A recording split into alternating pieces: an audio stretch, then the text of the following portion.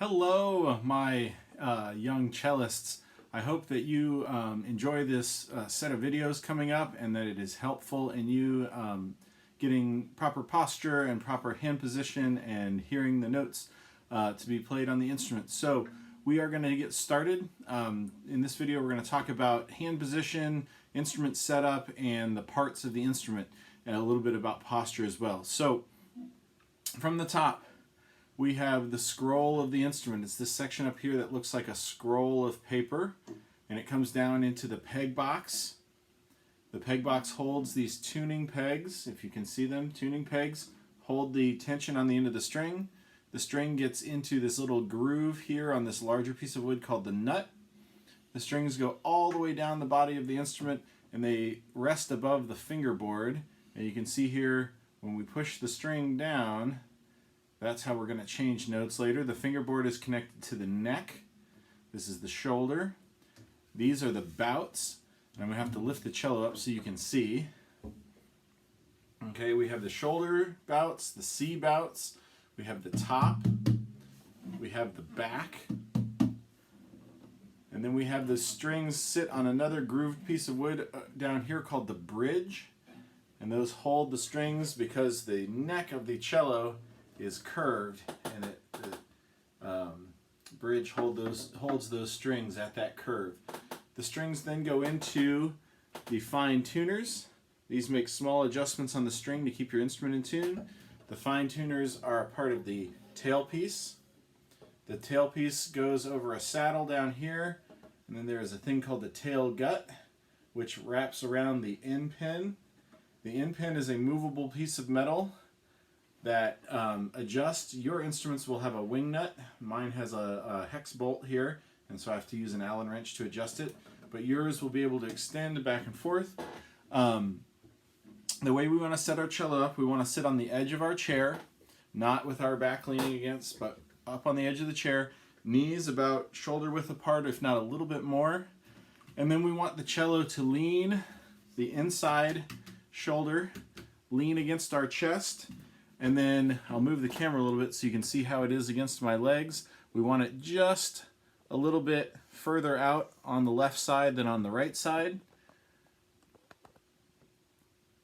Pardon me while I adjust that screen. There we go.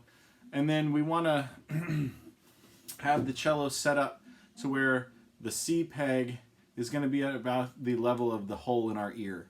That way you'll have a comfortable arm setup.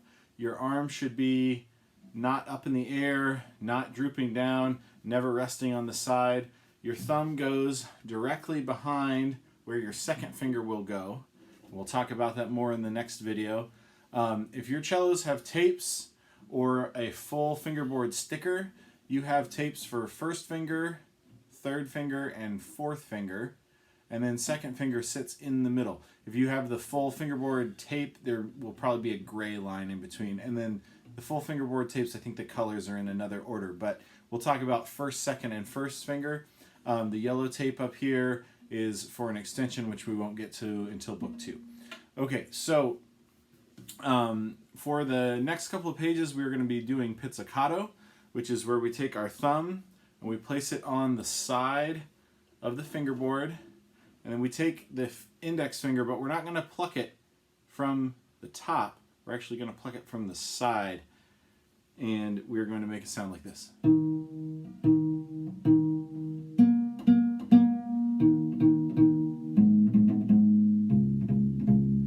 Now, when your cello is in playing position, your C string is going to be the closest string to you.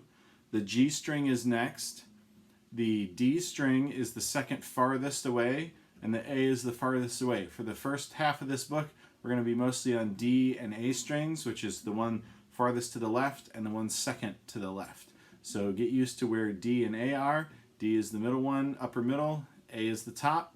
And in exercises 2 and 3, we'll talk about where those notes live on the staff. The only other thing you need to know right now is that your hand position controls your tuning. If you let your fingers slip and contract down, you're going to be out of tune on the string. You want to get used to, at first, visually where these fingers go, but then eventually you want to memorize that hand position, that kind of open spacing. It's almost as if we have a finger worth of space in between each note for a 3/4 size cello, which most 5th graders will start on. That's about the right spacing. And I'll see you in exercise 2, and we'll learn open D.